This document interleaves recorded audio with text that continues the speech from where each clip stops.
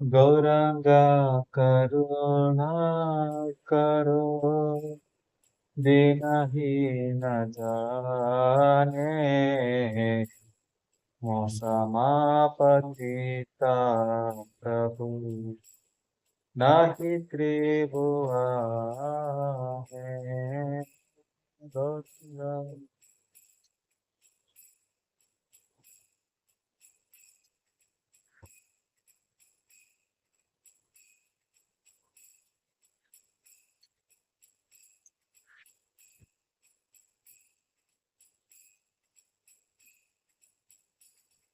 गौरांगा करुणा करो दीनहीन जाने समापतिता प्रभु नाही त्रिभुवने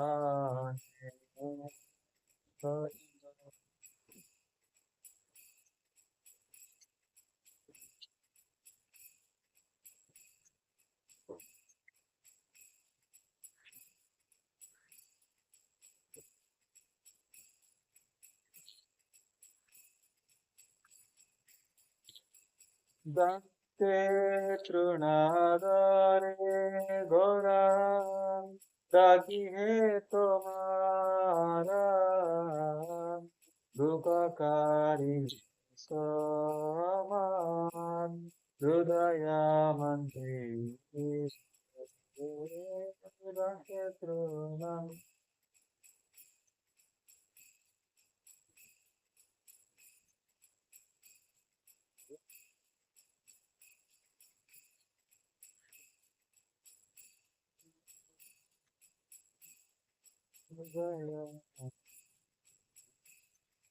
दादी दयाना करी दे पतिता जगिया पतिता पवना नमः ईशरा लक्ष्मीना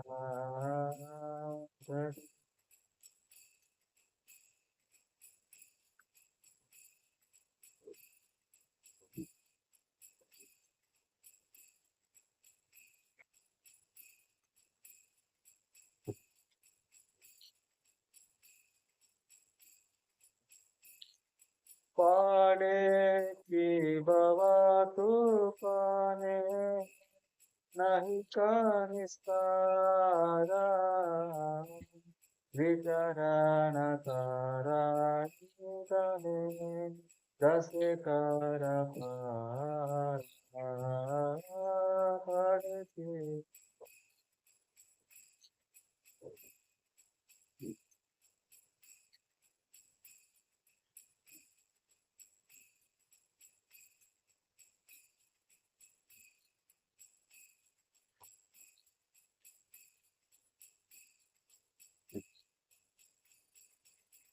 श्री कृष्ण चैतन्य प्रभु दशरानुदासा रतनाकर्षे सदा नरोत्तमदासा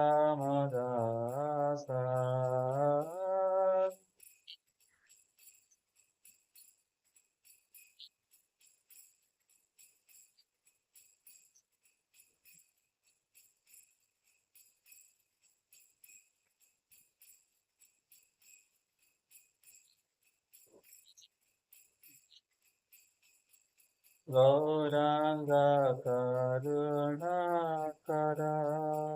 दीनहीन जाने समापतिता प्रभु नाही त्रिभुवने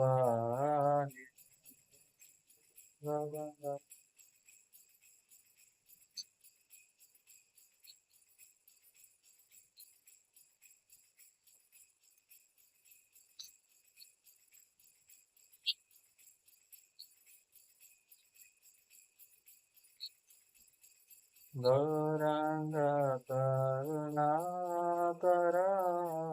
दीनहीन जाने समापतिता प्रभु नहीं बुआ।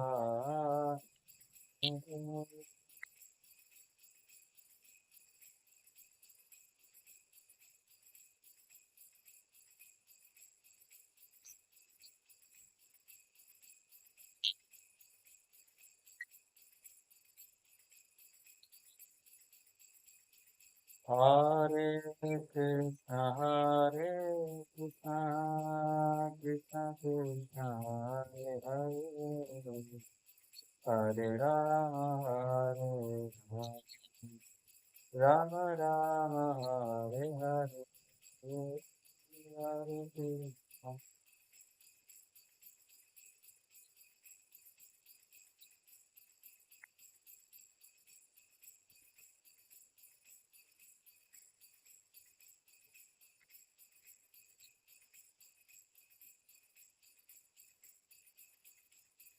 Hare Krishna Krishna Krishna Hare Hare Hare Rama Hare Rama Rama Rama Hare Hare Hare Krishna।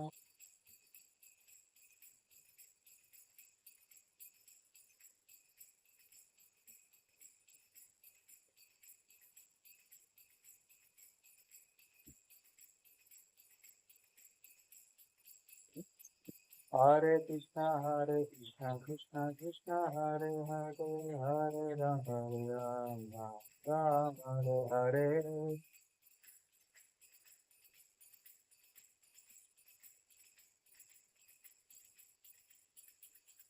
Hare Krishna, Krishna Krishna, Hare Hare, Hare Rama, Hare Rama, Rama Rama, Hare Hare, Hare Krishna,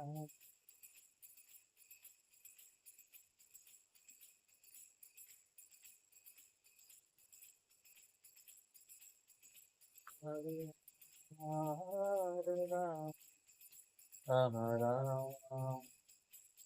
जय गौरानिताय जय गौरानिताय पतित पावन गौरानिताय।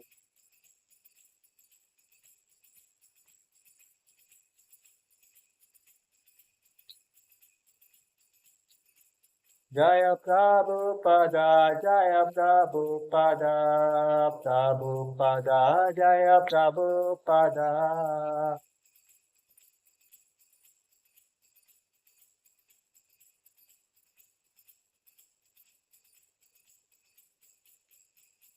नित्य गौर हरि बोल हरि बोल हरि बोल हरि बोल।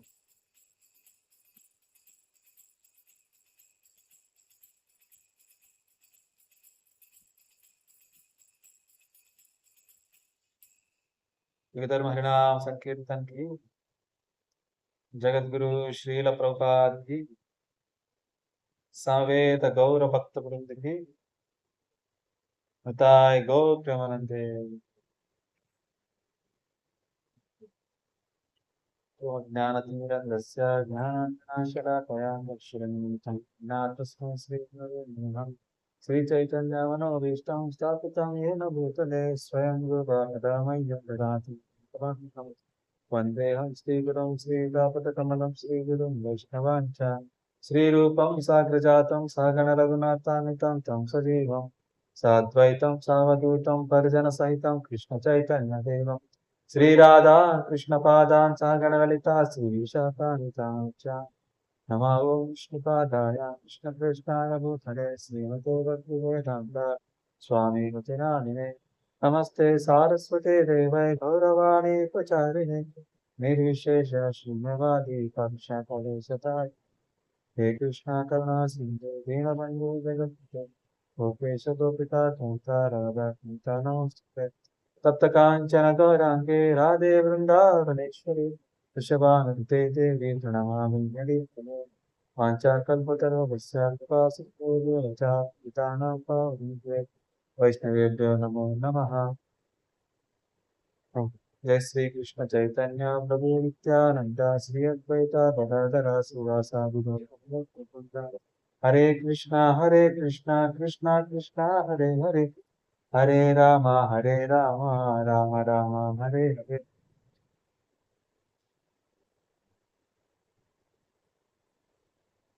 हरे कृष्णा भक्तों को सबको प्रणाम है।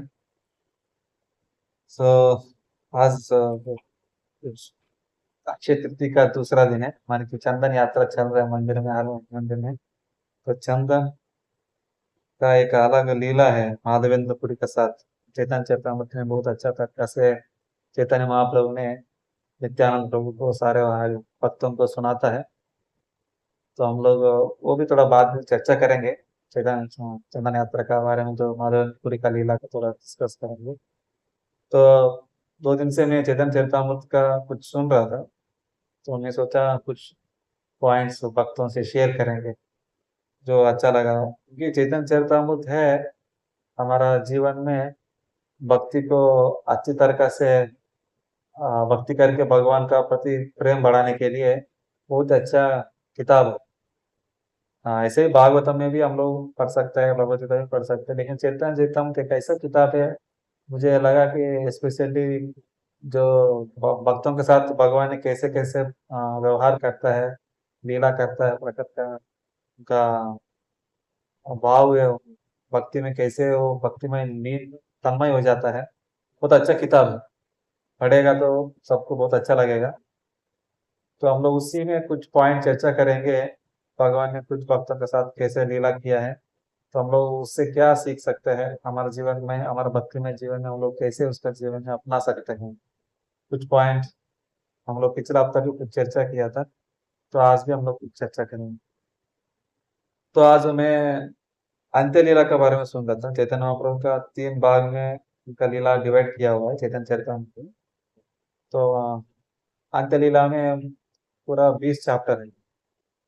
तो उसमें शुरुआत में बताया जाता है चैतन्य महाप्रभु का लीला समझते ही सुनते ही हमारे अंदर कृष्ण भक्ति कृष्ण प्रेम आ जाता है, कृष्ण को प्राप्त हो जाएगा, हम लोग प्राप्ति कृष्ण हमको मिल जाएगा। वो ऐसा है चैतन्य चरितमृत का महिमा है। तो उसमें बताया जाता है स्पेशली भक्त का संग और भक्तों का कृपा कितना जरूरत है, उसमें बहुत अच्छे से बता रहा था। ऐसा बता रहे, एग्जाम्पल दे रहा था कि अंतलीला का शुरुआत में जो अंधा आदमी है और वो रोड पार करना पड़ेगा, और वो भी रोड ऐसा है स्लिप मन के स्लिप ओवर है, मन को पाँव रखते हैं उनका, क्या बोलते हैं हिंदी में, स्लिप होने के लिए। तो उस प्रकार बैलेंस नहीं कर पा रहे। तो ऐसा व्यक्ति कैसे रोड को पार कर पाएगा, पहले से अंधा है और वो भी रोड पार करना है, तो वो भी रोड क्या है पूरा स्टडी नहीं है, स्लिप हो रहा है। तो ऐसा व्यक्ति एकमात्र भक्त का नाम का एक कृपा से ही, माने कि भक्त का नाम का एक लकड़ी होने से वो लकड़ी को पकड़ के पार कर सकते हैं। वो लकड़ी है भक्त है, वो भक्तों की कृपा है। इस प्रकार भौतिक दुनिया को वो पार करने के लिए भगवान की कृपा तो जरूर है, लेकिन भक्तों का संग में भक्त का कृपा इतना जरूरत है कि ऐसा पार करने के लिए भक्त एक लकड़ी बनता है। तो हमारे जीवन में बहुत जरूरत है भक्तों की कृपा। वो एक पॉइंट अच्छा लग रहा था मुझे। और उसके बाद एक लीला सुन रहा था। वो लीला में क्या है, एक शिवानंद सेन बोल के एक भक्त रहता है, तो मायापुर में रहते हैं, मायापुर मतलब ना बंगाल में रहते हैं। बंगाल से जो भी भक्त चैतन्य महाप्रभु को दर्शन के लिए, नहीं तो जगन्नाथपुरी में दर्शन करके और जगन्नाथ का रथ का पथ यात्रा के लिए, वो सारे भक्तों को लेके आता है शिवानंद सेन। पूरा यात्रा का टीम लीडर वो पूरा अरेंज करता है, और भक्तों के लिए कहाँ रहने के लिए स्थल है, और उसके बाद प्रसाद कहाँ मिलेगा, और उनको कहाँ कहाँ घुमाना है, दर्शन विजिट कराना है, बोल के शिवानंद का सेवा है। तो उस प्रकार वो हर साल आते रहता है। एक बार क्या होता है, उनका हम लोग का भक्तों के साथ में एक कुत्ता भी आता है। वो कुत्ता बहुत अच्छा साधु कुत्ता है। माने कि ऐसा है कि वो लोग उसको लेके नहीं आए हैं, लेकिन वो अपने आप आ गया उधर से। वो ऐसा आ रहा है कि वो आसपास लगभग जगन्नाथपुरी पहुंचने ही वाला है। वो पूरा बंगाल से वहां तक पूरा कंटिन्यूअसली भक्तों के साथ में है। तो शिवानंद सेन ने उनको भक्तों को बताया कि देखो ये कुत्ता बहुत दिन से हमारे साथ ही चल रहा है। तो मैं थोड़ा कुछ अरेंजमेंट के लिए थोड़ा जा रहा हूँ, बाहर जा रहा हूँ। एक कुत्ता को ख्याल रखे बोल के उनका असिस्टेंट्स को आया वाला भक्तों को कुछ लोगों को बता के चलेगी। वो को चले गए, लेकिन आने के बाद देखता है वो कुत्ता नहीं दिख रहा है। तो उन्होंने बहुत ही नाराज हो गया उनका, जो जिसको बता के किया था वो लोग, आप लोग ध्यान नहीं दिया, वो कुत्ता को आप लोग कुछ खाने के लिए नहीं दिया, वो कुत्ता कहीं चले गया। वो लोग क्या करते, कुत्ता को ढूंढता है, इतना ढूंढता है कि पूरा आ, कहाँ कहाँ जंगल में थोड़ा और 5-6 किलोमीटर उधर आगे पीछे पूरा जा जाके देख के आता है, लेकिन कुत्ता नहीं मिलता है। लेकिन सब वो नाराज हो, आई मीन अपसेट हो जाता है कि क्या हो गया, ऐसा हो गया, एक कुत्ता उतना दूर से हमारे साथ जगन्नाथपुरी आ रहा था, भगवान की कृपा क्या हुआ पता नहीं, वो कुत्ता मिस हो गया बोल के बहुत दुखी होता है। मैं ये स्टोरी सुन के मुझे ये याद आ रहा था, लास्ट टाइम का शायद आपको पता है होगा। सेम ऐसा ही जो हमारा भरत महाराज हिरण को ढूंढता है, इधर भक्त लोग कुत्ता को ढूंढ रहे हैं।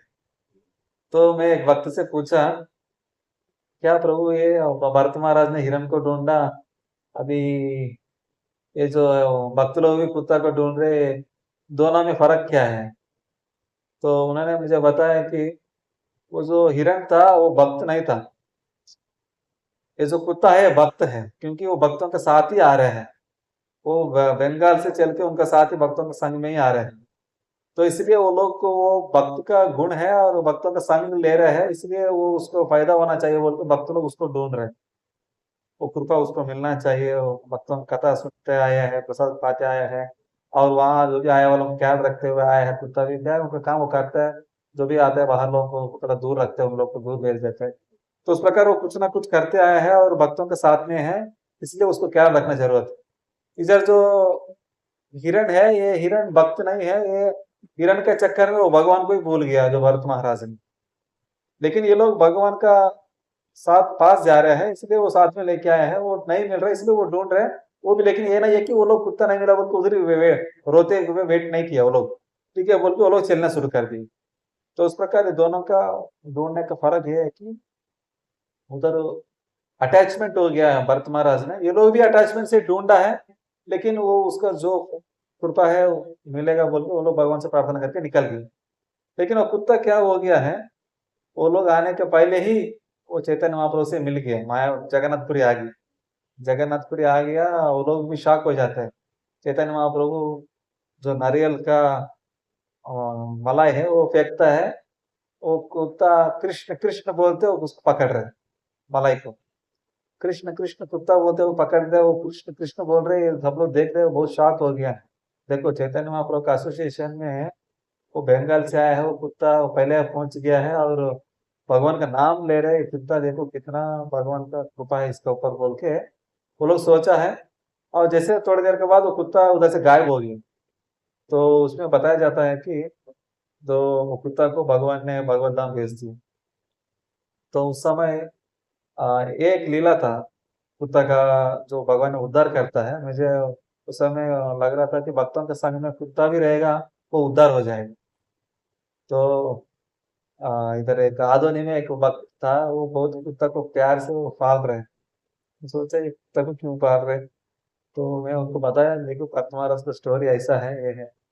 लेकिन अटैचमेंट नहीं होना है, आपको एक जिम्मेदारी का रूप में एक नॉर्मली इंसान का फर्ज बनता है कि सारा जीव को ऊपर दया दिखाना है, उसको खाना देना है, लेकिन आप उसके ऊपर अटैच हो जाएगा, आप भक्ति नहीं कर पाएंगे ठीक से आप, और दूर हो जाएंगे भक्ति से। तो वो बोला ठीक है बोल के वो छोड़ नहीं पा रहा था, वैसे ही चल रहा था। वो थोड़ा वो याद किया मैंने। और उसके बाद एक लीला आता है महाप्रभु का ही। वो लीला क्या है, आ, एक बार सार्वभौम भट्टाचार्य बोल के एक जगन्नाथपुरी में एक भक्त रहता है। वो मंदिर का वो मंदिर का रखवाली करता है, देखभाल करता है, वो एक साधु है, गृहस्थ गृहस्थ है। तो एक बार चैतन्य महाप्रभु ने उनके घर जाता है, घर जाके उन्होंने इनवाइट करता है चैतन्य महाप्रभु को, आइए प्रसाद पाइए बोल के। तो चैतन्य महाप्रभु भी ठीक है, मेरा बहुत ही बड़े पिताजी जैसे है बोल के वो क्या करता है, वो भी ठीक है जाके वो भी प्रसाद खिलाने के लिए जाता है। वो ऐसा प्रसाद खिलाता है कि खिलाने के लिए पूरा बड़ा पत्ता में इतना सारा आइटम रखा है कि जैसे जगन्नाथपुरी में जगन्नाथ जी को रखता है 56 भोग, इतना सारा आइटम रख दिया है। और इतना सारा देख के चेतन प्रभु बोला मैं इतना नहीं खा पाऊंगा, तो वो लोग बोले नहीं नहीं, हम तो मंदिर में इतना सारा भोग खाता है, हमारे सामने थोड़ा इतना खाने के लिए आप वो ये डर रहे हैं बोल के वो लोग भी भगवान से ऐसा मजाक करते हुए उनको भगवान को जबरदस्ती बैठा के पूरा प्रसाद खिलाना शुरू किया। तो उस समय क्या हो जाता है, सार्वभौम भट्टाचार्य का बेटी का हस्बैंड जमाई आता है। वो आके वो क्या है कि किसी न किसी को भक्त है लेकिन निंदा करते रहता है। तो तो क्या होता है, वो आके बोलता है कि कोई सन्यासी इतना खाएगा क्या, इतना नहीं खाना चाहिए बोल के वो ऐसा महाप्रभु के ऊपर बोल के वो भाग जाता है कि सार्वभौम भट्टाचार्य मुझे डांटेगा मेरा मामा बोल के वो भाग जाता है।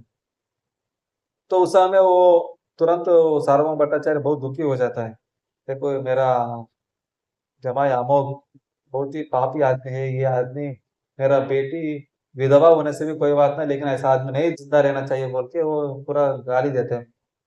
चैतन्य महाप्रभु हंसता है, लेकिन वो बोला सही है, उसे सन्यासी को इतना नहीं कहना चाहिए, वो जो बोला है सही है बोल के वो शांत हो जाते हैं चैतन्य महाप्रभु।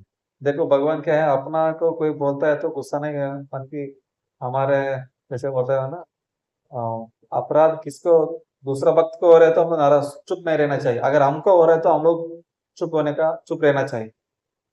तो उस प्रकार चेतन प्रभु उसको सीरियस नहीं लिया, मान कि ठीक है मेरे सही बोला है बोल को एक्सेप्ट कर ली। लेकिन वो भगवान को अपराध किया है तो क्या हो गया, उनको आगे जाके पूरा बीमारी आगे आ जाता है, तो बीमारी से बहुत ही दुखी रहता है। तो बाद में चैतन्य महाप्रभु वो सार्वभौम भट्टाचार्य क्या करता है कि अरे मेरा जमाई ने महाप्रभु का अपराध किया बोल के वो भी कुछ खाता नहीं पीता नहीं, बहुत ही उनके घर वाला सब उपवास रहता है। तो उस समय इन्हें चैतन्य महाप्रभु के ऊपर दया दिखाने के लिए पहला जो बीमारी आ गया उनको जमाई को उनको ठीक कर देता है। तो उस समय में वो भी समझ जाता है कि मैंने गलत किया है, चैतन्य महाप्रभु भगवान है, मैंने उनका साथी अपराध किया बोल के वो समझ जाता है। तो उस समय में उन्होंने क्षमा मांगता है। तो उस समय ये बोलता है कि महाप्रभु ने देखो मैं शुद्ध भक्त का घर में कुत्ता को भी मैं रेस्पेक्ट देता हूँ, ऐसे बोल के बताता है। तो आप तो शुद्ध उनका शुद्ध भक्त का एक सार्वभौम भट्टाचार्य का आप तो जमाई है, आपको क्यों मैं अपराध करूंगा, आपको क्यों दूर रखता हूँ बोल के वो आप एक्सेप्ट करते हैं, उनका आलिंगन करते हैं। और उसके बाद सार्वभौम भट्टाचार्य खुश हो जाता है। तो उसके बाद सब अपना वो लीला वो कंप्लीट हो जाता है। तो उसमें क्या है कि अगर भगवान भी क्या है ना, भगवान हर जीव के प्रति दयालु है, लेकिन जो शुद्ध भक्त का ऊपर क्या है ना बहुत ही दया दिखाता है, मान की दया मतलब है कि बहुत ही उनके ऊपर अटैच रहता है भगवान भी। और उनका प्रति वो भगवान बोल रहे हैं कि उनका साथ में कुत्ता भी रहे, उनका पाला उनके कुत्ता भी रहेगा, उनको भी उद्धार हो जाए। तो उस प्रकार क्या है, हम लोग ये सोचना चाहिए कि शुद्ध भक्त के घर में हम लोग एक कुत्ता बनने से भी काफी हमको भगवत धाम उद्धार हो जाएगा हमारा। तो बहुत ही और एक आता है कि जैसे भक्ति विनोद ठाकुर, तो वो भी क्या है ना, एक कीर्तन आता है, वो कीर्तन में बोलता है कि मैं आपको कुकुर माने कि मैं एक कुत्ता हूँ बोल के वो अपने आप को विनम्र भाव से भगवान के प्रति शरणागति भाव से बताता है। तो हम लोग भी क्या है ना कंठी माला पहना मतलब है कि मैं भगवान का कुत्ता हूँ बोल के बताया जाता है। तो उस प्रकार क्या है कि हम लोग भगवान के प्रति हमेशा लॉयल्टी हमारा निजा क्या होती है ईमानदारी से भक्ति करने के लिए पूरा भक्तों के संग में रहने का प्रयास करना चाहिए। और एक लीला में एक पॉइंट था, आ, अगर हमारे अंदर असूया है तो जलस है तो हम लोग वैकुंठ में नहीं जा सकते हैं। वो असूया है हमारे अंदर इसलिए हम लोग इस भौतिक दुनिया में आ गया। और भगवान के प्रति असूया इसलिए है कि भगवान क्यों एंजॉय करना है, हम भी एंजॉय करना है। वो कि सारे भौतिक दुनिया में भोगता है, हम लोग क्यों नहीं है बोल के इस प्रकार भगवान के प्रति असूया दिखाया है। और हम लोग हमारा इच्छा है कि प्रकृति के ऊपर भौतिक दुनिया में हम लोग भी एंजॉय करना है। ये दोनों का रीजन से हम लोग भौतिक दुनिया में आ गया। ये वैकुंठ में क्या है, ये असूया नहीं रहता। पूरा उधर ऐसा बताया गया है कि वहाँ जो भी जीव है, पक्षी है, पेड़ पौधे है, जो भी जानवर जीव है, वहां भी भगवान के प्रति प्रेम दिखाने के लिए वह सेवा में लगते रहता है। उसको भी जलस नहीं रहता है। वो वैकुंठ है। वो अगर हमारे अंदर वो जलस आ गया है, तो हम लोग उसको कैसे निकालना है? तो उसमें बताया जाता है, जैसे भगवत गीता में अर्जुन को भगवान बोलता है कि आपका अंदर जलस नहीं है, इसलिए मैं आपको पूरा ये गीता भागवत बता रहा हूँ, आप भी समझ पा रहे हो। जो गीता भागवत पढ़ के समझने के लिए हमारे अंदर जलस नहीं होना चाहिए, तभी हम लोग भगवान के प्रति अच्छे से भक्ति कर सकते हैं। हमारे अंदर जलस नहीं है तो। और उसके बाद वह बता रहे हैं कि वो जलस कैसे निकालना है। तो भागवतम में पूरा पढ़ के, जैसे एक श्लोक आता है पहला स्कंद में, निर्मत्सराणाम सताम बोल के एक श्लोक है। आई थिंक भागवतम में पहला स्कंद में पहला चैप्टर में ही तीसरा श्लोक है। निगम कल्पतरो ऐसे एक श्लोक है। माने कि निर्मत्सराणाम सताम बोलने से ये जो किताब है उन लोग के लिए है जिनको अंदर आसूर्य मात्सर्य नहीं है। उन लोग के लिए भागवतम है बोल के बताया जाता है। इसका मतलब है कि जिसका अंदर मात्सर्य असूया है उन लोग के लिए नहीं है। अगर वो मात्सर्य हमारे अंदर है तो असूया, तो उसको कैसे निकालना है? वही भागवतम को पढ़ के निकालना है। जैसे प्रभुपाद जी बताता है, एक कल एक लेक्चर सुन रहा था, उसमें बता रहा था कि चिकित्सा माने कि अगर किसी को ज्यादा दूध का आइटम खा के अपना पेट खराब हो गया है, तो वही दूध का आइटम दूसरा आइटम है दही है, वो दही खा के वो पेट को ठीक करा सकता है। इस प्रकार अगर हमारे अंदर असूया आ गया है तो हम लोग भागवतम को भगवत गीता को समझ नहीं पाएंगे। लेकिन वो असूया को कैसे निकालना है, वही भागवतम को पढ़ के समझ के भक्तों भागवतम को सेवा करके निकाल सकते हैं। और स्पेशली रामायण 9th कैंटो में बताया जाता है कि जो भगवान राम के प्रति रामायण वगैरह पढ़ता है तो उनका अंदर असूया निकल जाता है। वो एक चीज है। और एक बार एक लीला में, चैतन्य चरितामृत में लीला में क्या होता है, चैतन्य महाप्रभु का जो लीला में रूप गोस्वामी रहता है, और रूप गोस्वामी एक बार वृंदावन से एक बार जगन्नाथपुरी आता है चैतन्य महाप्रभु से मिलने के लिए। आने के बाद वो हरिदास ठाकुर के घर में रुकता है। तो उस समय में क्या होता है, तो चैतन्य महाप्रभु आ, जगन्नाथ का रथ की इस समय एक श्लोक गाता है, मैं वही राधा रानी हूँ, आप वही कृष्ण है, हम लोग अभी, आप आइए, अभी हम वृंदावन आइए बोल के कुछ ऐसा भगवान को इनवाइट करते हुए, भगवान को याद करते हुए ही अभी वही दिन है वृंदावन का बोल के वृंदावन का कुछ लीला को चैतन्य महाप्रभु कुछ संस्कृत में एक श्लोक गाता है। वो किसी को समझ में नहीं आता है, सिर्फ वो रूप गोस्वामी को समझ में आ जाता है। और एक भक्त है दामोदर बोल के, उनको समझ में आता है। तो ये रूप गोस्वामी क्या करता है, उसी को याद करके हरिदास ठाकुर के पास कुटीर में रहता है, उन्होंने आके कुछ और एक श्लोक लिखता है। वो लिख के कुछ कहीं ऊपर रख के चले जाता है कहीं नहाने के लिए समुद्र के पास। तो उस समय चैतन्य प्रभु अचानक अनजाने में नॉर्मली आ जाता है। आके देखता है कि कुछ पत्ता ऐसा दिख रहा है, कुछ तो लिखा हुआ है। वो क्या है बोल के देखता है।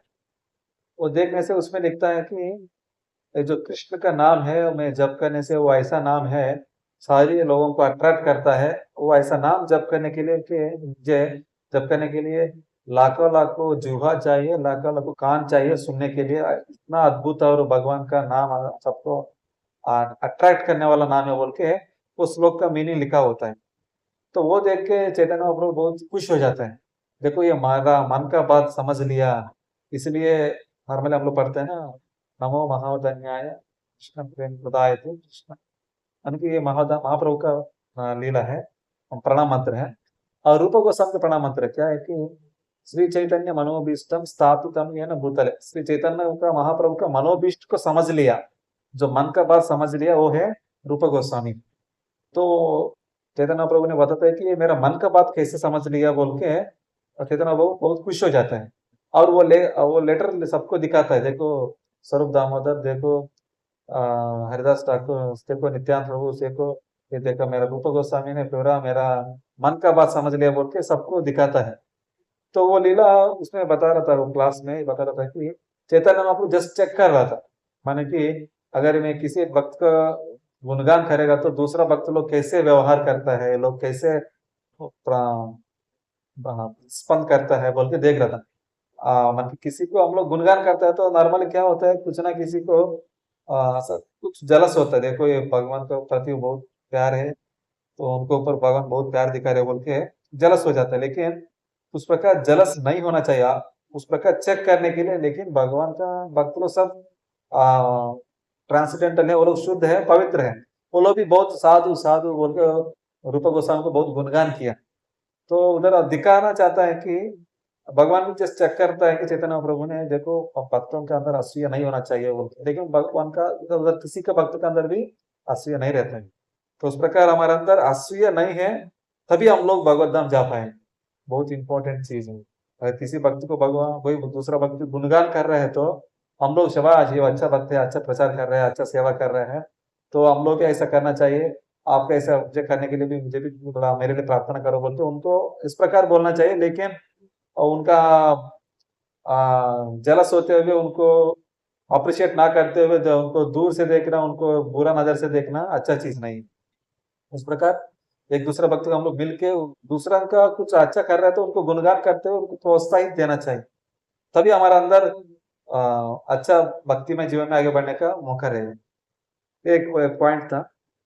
और उसके बाद एक और एक लीला है। हरिदास ठाकुर ने जब वो बंगाल में रहता है तो उस समय में अलग अलग एरिया में जाके प्रचार करता है।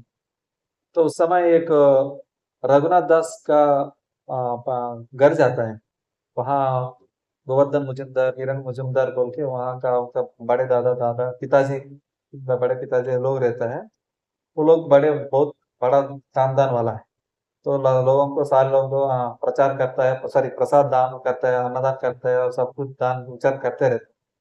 तो एक दिन वो लोग एक अच्छा आयोजन किया है कि एक शास्त्र के बारे में जैसे हम लोग भागवत सप्ताह करते हैं, लोग कुछ ऐसे शास्त्र के बारे में प्रचार चर्चा करने के लिए पूरा लोगों को बुलाए हैं। और साथ में हरिदास ठाकुर को भी बुलाया। हरिदास ठाकुर से हरिनाम का महिमा का बताने के लिए उनको बताया जाने के लिए मौका दिया है। तो हरिदास ठाकुर तो बहुत अच्छे से हरिनाम के बारे में प्रचार कर रहे बता रहे। तो उस समय में हरिदास ठाकुर बोलता है कि जो हरिनाम है सिर्फ भगवान का नाम का भी है, सबको उद्धार कर देता है। अगर आपको पढ़ना नहीं आता है, पूजा करना नहीं आता है, आपको दान देना आपके पास कुछ भी नहीं है, कोई समस्या नहीं है, आप सिर्फ भगवान का नाम ले लो, भगवान का नाम प्रेम से पुकारिए। भगवान का नाम अगर आप नाम भाष्य से भी शुद्ध नाम नहीं कर पाए, कम से कम नाम भाष्य से भी करेंगे, आपको वो नाम आपको उद्धार करेगा बोल के जो हरिदास ठाकुर ने पूरा जोरदार से क्लास देते हैं वहां। तो उस समय वहां एक गोपाल चक्रवर्ती नाम का एक ब्राह्मण होता है।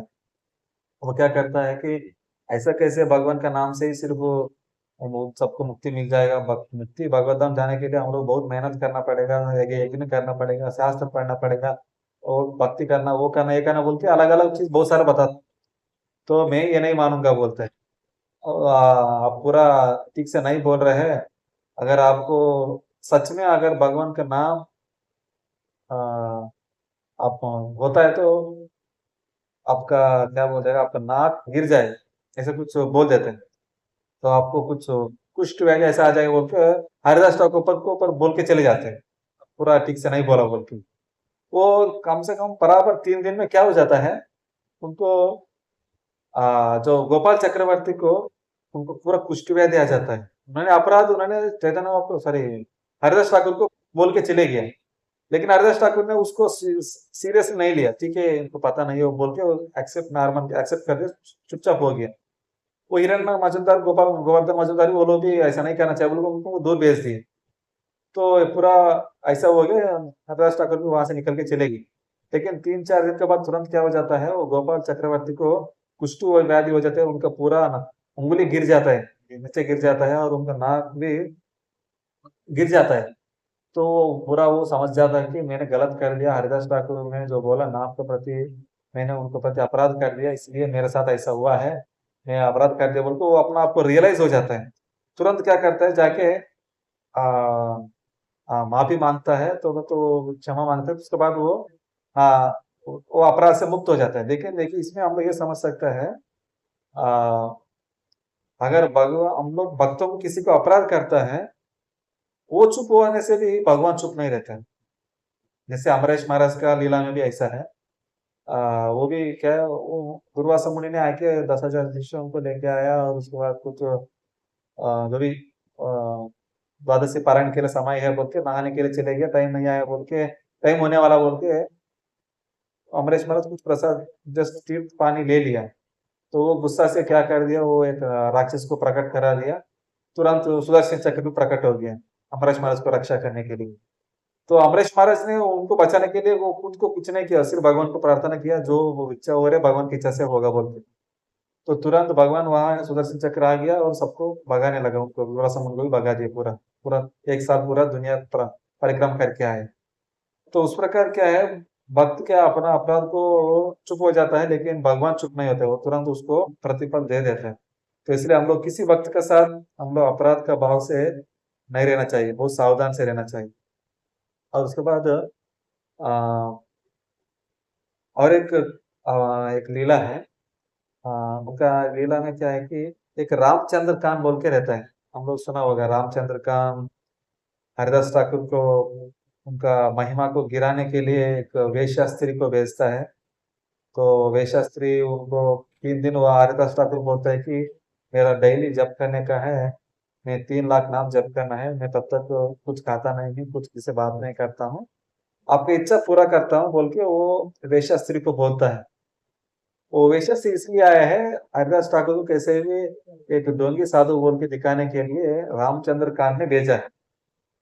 तो तुरंत वो हरिदास ठाकुर भी उसी दिन निकलने वाला था, या ऐसा लोगों से असूया दिखाने वाले लोगों से नहीं रहना चाहिए बोल के। लेकिन ये जो आ रहे स्त्री, इसको उद्धार करना चाहिए बोल के स्त्री को वो हरिदास ठाकुर वहीं रुक जाते हैं। तो रुक के 3 दिन लगातार नाम जप करता है, वो स्त्री भी आता है, अभी आज समय नहीं मिला बोल के दूसरा दिन आता है, दूसरा दिन आता है, तीसरा दिन भी ऐसे आके बैठ के जप करते समय सुनते रहते सुनते रहते सुनते रहते हैं। वो तीसरा दिन क्या हो जाता है, धीरे धीरे जप करना वो लेडी माता जी ने शुरू कर देता है। वो लक्ष्य हीरा है माता जी का नाम।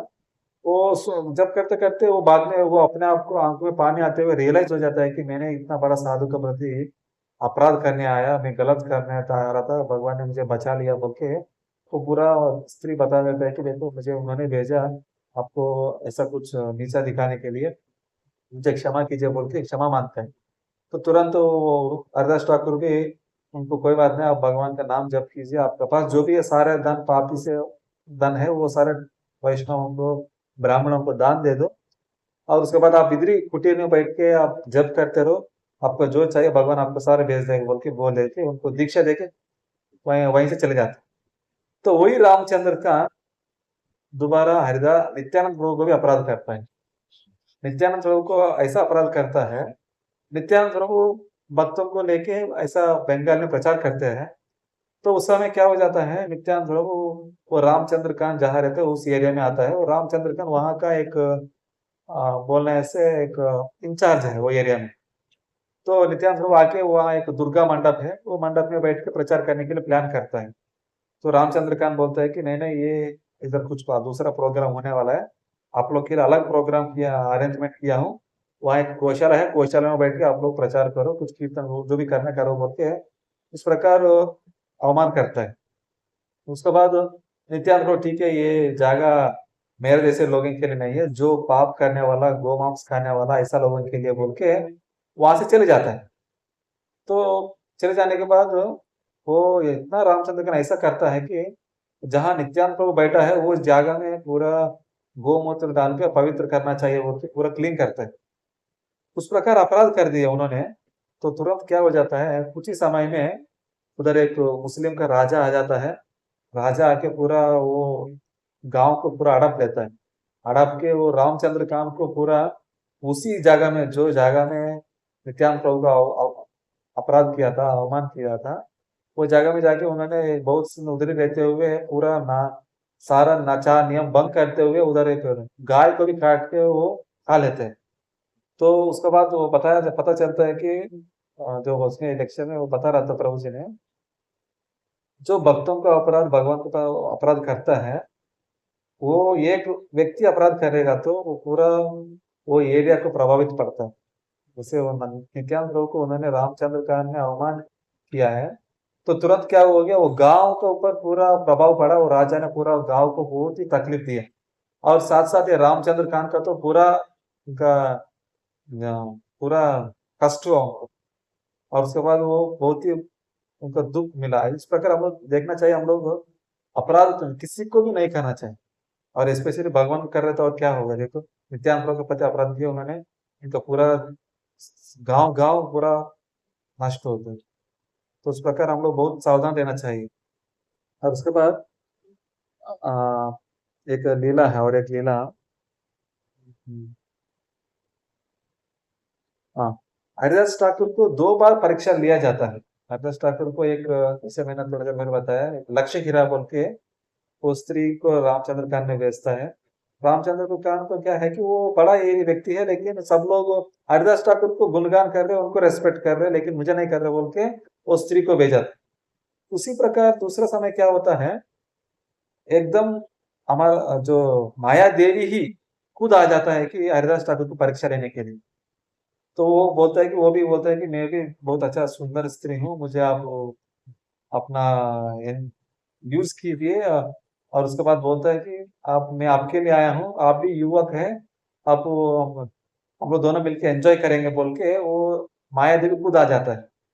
तो उस समय में हरदास ठाकुर बोलता है कि कोई बात नहीं, आपको हम आपकी इच्छा पूरा करेंगे। मैं पहले डेली 3 लाख नाम जप करना चाहिए, मैं नाम जप करता हूँ, उसके बाद आप बैठिए बोल के वो भी लगातार एक दिन खत्म होता है, दूसरा दिन खत्म होता है, उनका नाम जब खत्म नहीं हो रहा है, इसलिए वो क्या करते हैं, बार बार रुक जाओ बोलते जाते हैं।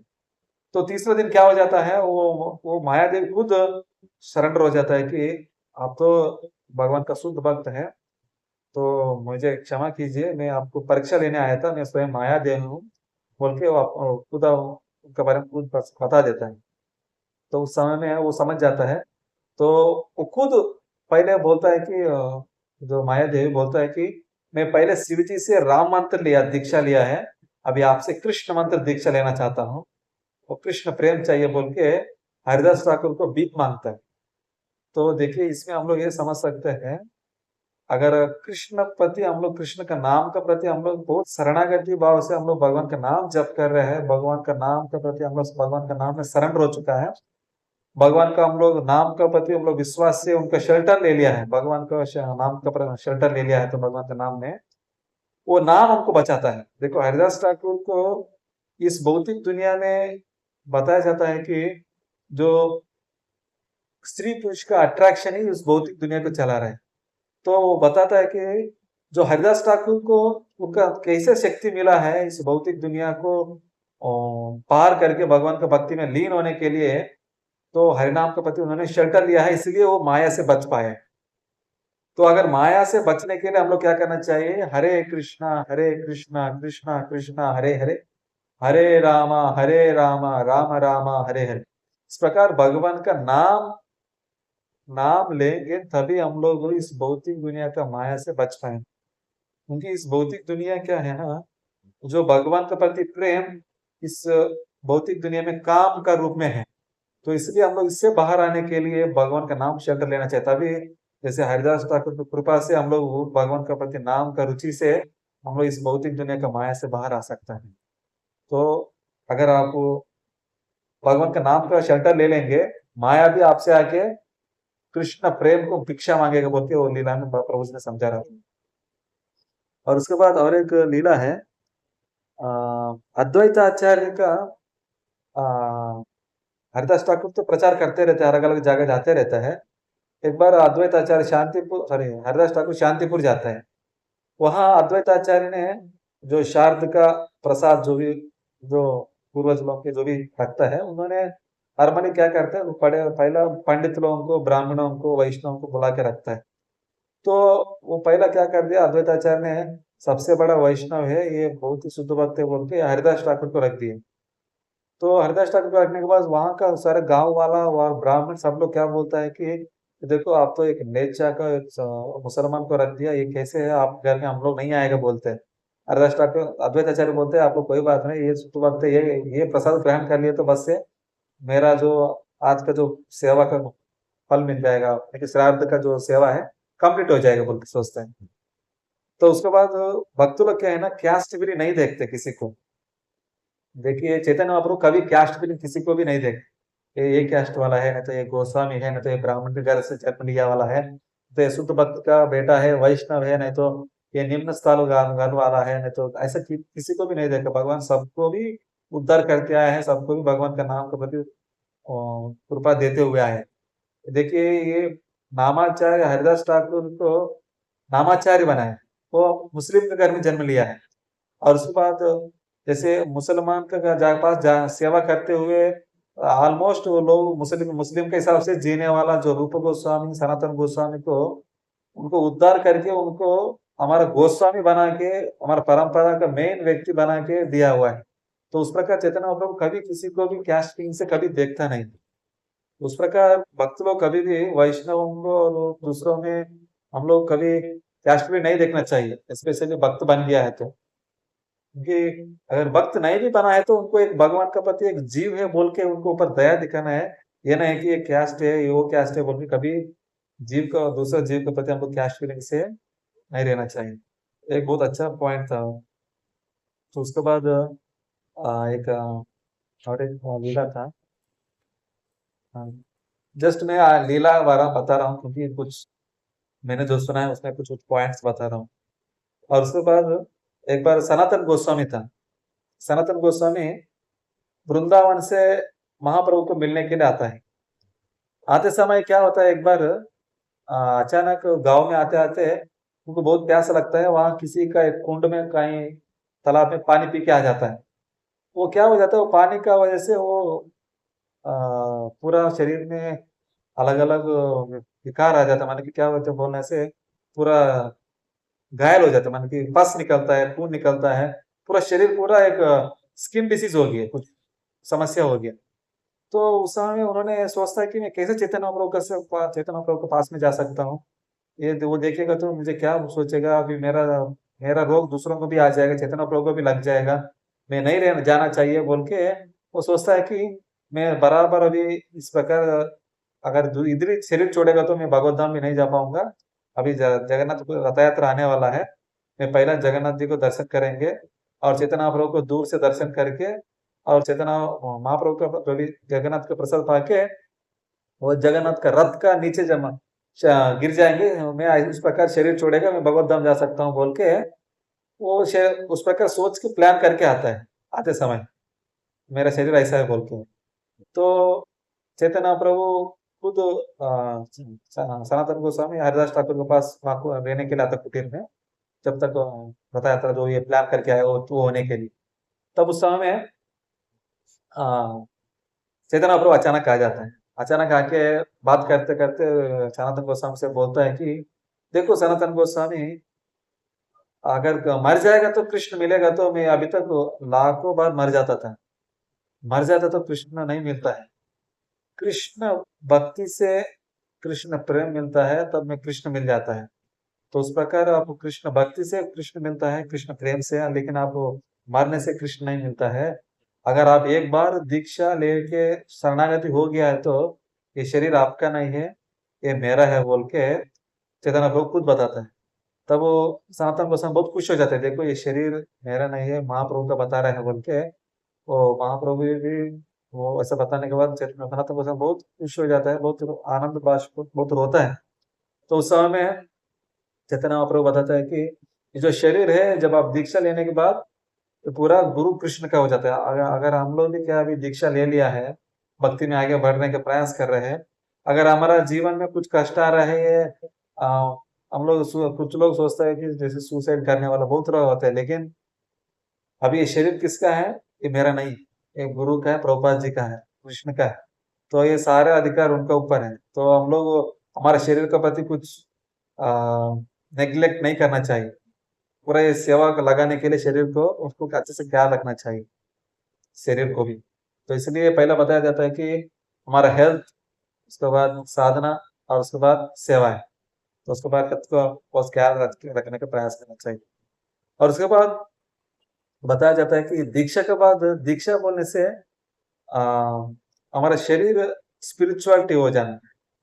दीक्षा लेने से हमारा शरीर क्या होता है, आध्यात्मिक बन जाता है।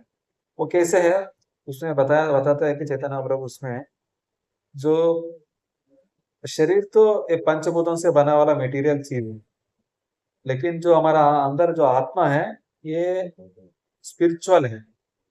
और उसके बाद ये शरीर से सूक्ष्म शरीर जो होता है मन बुद्धि अहंकार, अभी दीक्षा ले लिया है तो ये मन बुद्धि अहंकार धीरे धीरे धीरे आध्यात्मिक बनेगी। जैसे जैसे ये आध्यात्मिक बन जाएगा, ये सूक्ष्म शरीर का जो बोलेगा वही, जो मन जो बोलेगा, मन बुद्धि अहंकार जो सूक्ष्म शरीर जो बोलेगा वही ये पंचभूत का बनाया वाला शरीर काम करता है। उस प्रकार अगर हमारा दीक्षा के बाद हमारा शरीर सूक्ष्म शरीर आध्यात्मिक बन जाता है, स्पिरिचुअल, और उसके बाद उसी प्रकार धीरे धीरे धीरे उससे क्या हो जाता है, हमारा शरीर भी एक सूक्ष्म शरीर का कठपुतली है, तो वो भी क्या हो जाता है, स्पिरिचुअलिटी बन जाता है। तो इसलिए हमारा शरीर क्या है, आज दीक्षा के बाद एक आध्यात्मिक शरीर है। तो हम लोग उस प्रकार उसको ख्याल रखना चाहिए, भगवान की सेवा में लगाना चाहिए। और एक जगह में सनातन महाप्रभु सनातन गोस्वामी को जैसे वो अभी जो बीमारी के बारे में बताया ना, जो उनको बीमारी हुआ था, तो उस समय उन्होंने चैतन्य प्रभु का एक असिस्टेंट सेवा में एक रहता है कि जगदानंद पंडित बोल के, उन्होंने बोलता है कि देखो आपको ये पूरा ऐसा आके बहुत दिन हो गया है, आपको वैसे भी बहुत शरीर में बहुत सारा रोग आ चुका है, तो आप यहाँ से आपका दर्शन हो गया ना, अभी आप यहाँ से वृंदावन चले जाओ, वहाँ आपको महाप्रभु ने वहाँ आपको सेवा दिया है, वो सेवा किताब लिखना प्रचार करना वो आप उधर करो बोल के बोल देते हैं। तब ये बात क्या है, चेतन आप लोग को पता चलता है, उस समय बहुत गुस्सा हो जाते हैं, आप कौन है मेरा सनातन गोस्वामी को बताने वाला, वो आप मैं वो गुरु, वो मेरा गुरु जैसे है बोल के चेतन आप लोग खुद बताता है। और किसको डांट रहा है, जगदानंद पंडित को डांट रहे हैं, सनातन प्रभु मेरा गुरु बोल रहे हैं। तो एक सिचुएशन में क्या होता है, चैतन्य प्रभु वृंदावन जाते समय बहुत सारे भक्तों को साथ में लेके जाते रहते हैं, तो उस समय थोड़ा प्रॉब्लम होने वाला है, तो इसलिए क्या करते हैं कि सनातन गोस्वामी बोलता है कि नहीं आप इतना लोगों को साथ में मत लेके जाओ, आप अकेले जाओ, तब आप अच्छे से कुछ दर्शन कर पाएंगे, कुछ कुछ तो कुछ रीजन बताता है। तो चैतन्य प्रभु भी वो समझ जाता है, उस समय वही करता है। तो वो चीज याद करके बोल रहे हैं कि सनातन गोस्वामी मेरा गुरु जैसा है, आप उनको कैसे बता सकता है, आप चले जाओ वृंदावन बोल के गुस्सा होता है।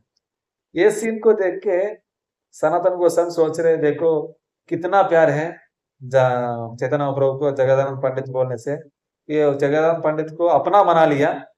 हम लोग किसके ऊपर गुस्सा होता है, जो अपना घर वालों को अपना वालों को ही ऊपर ही हम लोग गुस्सा होता है, जो बाहर वालों के ऊपर हम लोग गुस्सा नहीं करते।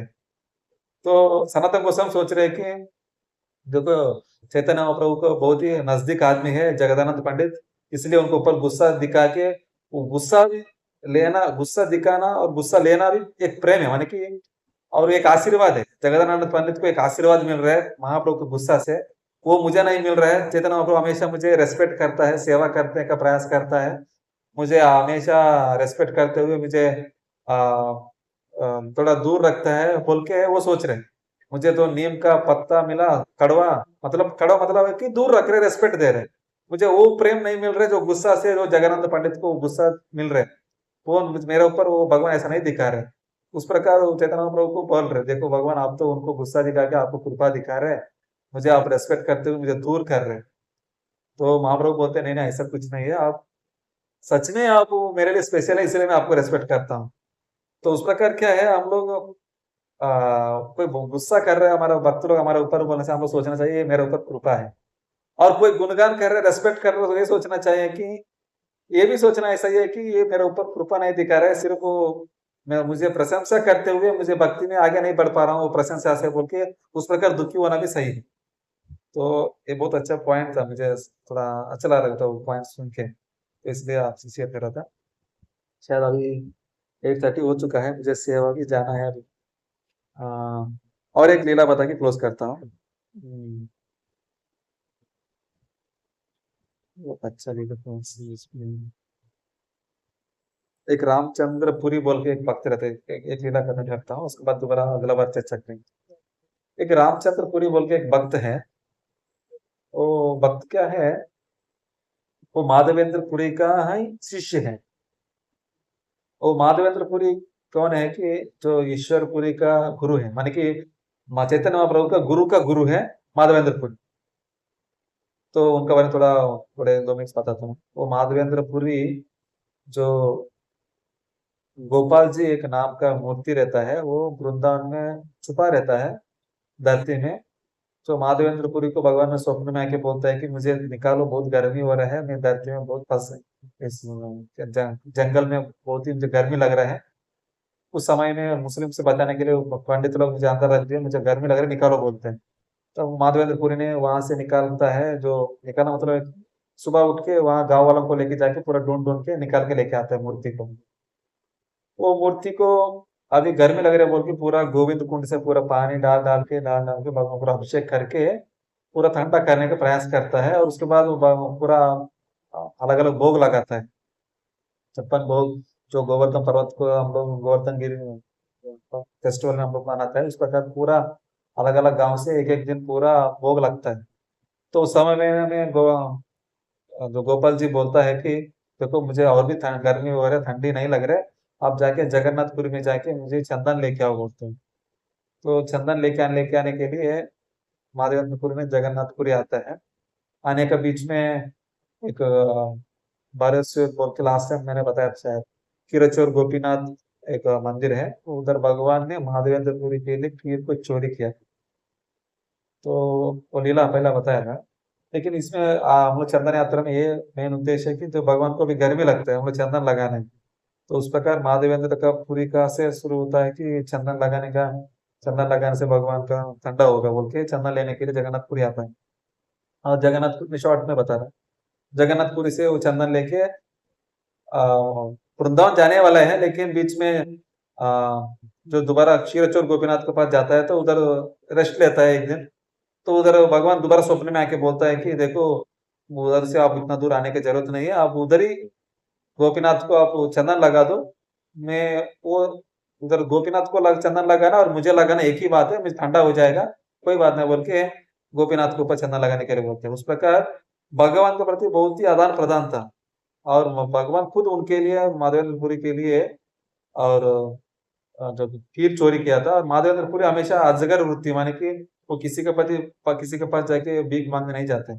जो आके भगवान उनको अरेंज करके किसी को आके देता है तो वो खाते हैं, नहीं तो चुप है। जैसे अजगर वृत्ति बोलने से जो अजगर होता है, जो सांप, जो अनाकोंडा क्या बोलते हैं, पाइथन, वो क्या करता है, वो ज्यादा उधर उधर भागता नहीं है। जो उनका पास आता है उनको पकड़ के लिपेट लेके वो माँ खा लेता है। तो उस प्रकार क्या है, माधवेंद्रपुरी किसी के पास जाता नहीं भीख मांगने के लिए, खाने के लिए। जो आके उनको दान में देता है खाने के लिए, वही चीज पाता है। तो उस प्रकार माधवेंद्रपुरी का एक शिष्य है रामचंद्रपुरी। तो हम लोग उनके बारे में चर्चा करेंगे अभी 2 मिनट। तो वो रामचंद्रपुरी का गुरुभाई है ईश्वरपुरी, तो चैतन्य महाप्रभु का गुरु। तो रामचंद्रपुरी क्या है, वो हमेशा किसी ना किसी को गलत ढूंढ के उंगली दिखाते रहता है, ये गलत है, ये गलत है बोल के। तो एक बार क्या होता है, वो राम माधवेंद्रपुरी से भी बहुत ही अपराध करके आता है। माधवेंद्रपुरी को जब अंतिम समय है, उस समय में भी बोलता है कि अब कृष्ण कृष्ण बोल के भगवान को क्यों याद कर रहे हो, वो भगवान निराकार है बोल के निराकार को याद करो बोल के बोलता था।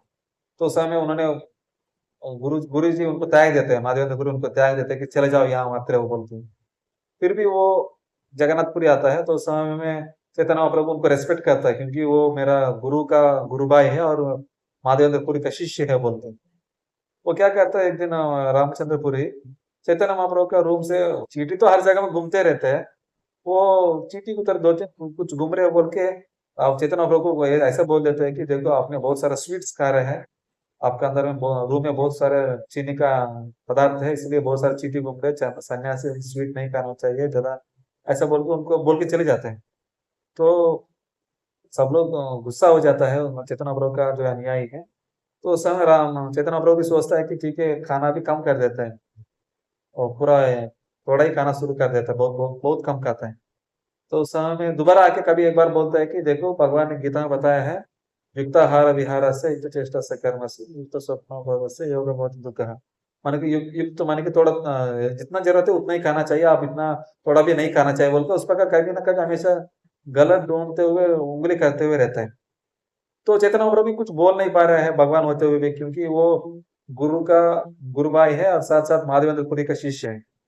तो चुप रहता है, लेकिन सारे भक्त लोग भी सोचते हैं कि ये क्या हमेशा कुछ ना कुछ तकलीफ भक्तों को तंग करते रहते हैं बोल के बहुत गुस्सा करता है। वो भी भक्त है, लेकिन इसके गुस्सा भी कर रहे हैं, थोड़ा सा मायावादी के हिसाब से निराकार भी कर रहे हैं, लेकिन चेतन प्रभु कुछ बोल नहीं पा रहा है। एक दिन उनका शरीर मन में कुछ कारणवश शरीर छोड़ देता है। तो सब भक्त लोग ये सोचता है कि चलो एक काम, एक नशा चले गया, माने कि क्या बोलते हैं कि एक बहुत ही लोगों को तंग करने वाला एक व्यक्ति चले गया बोल के खुश हो जाता है। चेतन अवलोक नॉर्मल हो जाता है, उसके बाद नॉर्मल प्रसाद लेना नॉर्मल हो जाता है। लेकिन इसमें ये समझ सकते हैं, भक्तों का हम लोग बाहर नहीं होना चाहिए। कोई भक्त हमारा हमारा भक्ति को देख के, नहीं तो हमारा व्यवहार से दुखी नहीं होना चाहिए। और भक्त लोग ये नहीं सोचना है कि भक्तों से मिलने के लिए, ऐसा भक्तों से मिलने के लिए इच्छा रखना चाहिए, तड़पना चाहिए। ये नहीं है कि ये भक्त चले जाने से अच्छा रहेगा, हम लोग अच्छे से भक्ति कर सकते हैं, ऐसा कोई सोचना नहीं चाहिए। ऐसा व्यवहार नहीं करना चाहिए। आई मीन ऐसा भक्त कोई ऐसा व्यवहार नहीं करना चाहिए दूसरों भक्तों के लिए। वो लोग ये नहीं सोचना है कि ये भक्त चले जाने से अच्छा है, आप लोग अच्छा कर सकते हैं भक्ति। ऐसा कोई व्यवहार दूसरे भक्तों से व्यवहार नहीं करना चाहिए। तो इसलिए हम लोग भक्तों का संग में अच्छे से एक दूसरे से प्रेम व्यवहार से रेस्पेक्ट देते हुए कुछ बताना भी है तो अगर प्रेम से, जब जरूरत है, जितना जरूरत है उस हिसाब से बताने का प्रयास करना चाहिए। तो इस प्रकार भक्तों के संग में आदान प्रदान होना बहुत जरूरत है। ये अंत्य लीला में मैंने सुना, तो अंत्य लीला में ऐसा है कि भक्तों का संग में कैसे व्यवहार करना चाहिए, भगवान के प्रति कैसे व्यवहार करना चाहिए, और प्रेम कैसे दिखाना चाहिए, आदान प्रदान कैसे होना चाहिए, चेतन चरितामृत में बहुत सारा लीला में हम लोग सीख सकते हैं, समझ सकते हैं, सुन सकते हैं। तो हम लोग भी और आगे पढ़ेंगे और चेतन चरितामृत में हम लोग और सुनेंगे। हरे कृष्ण। धन्यवाद।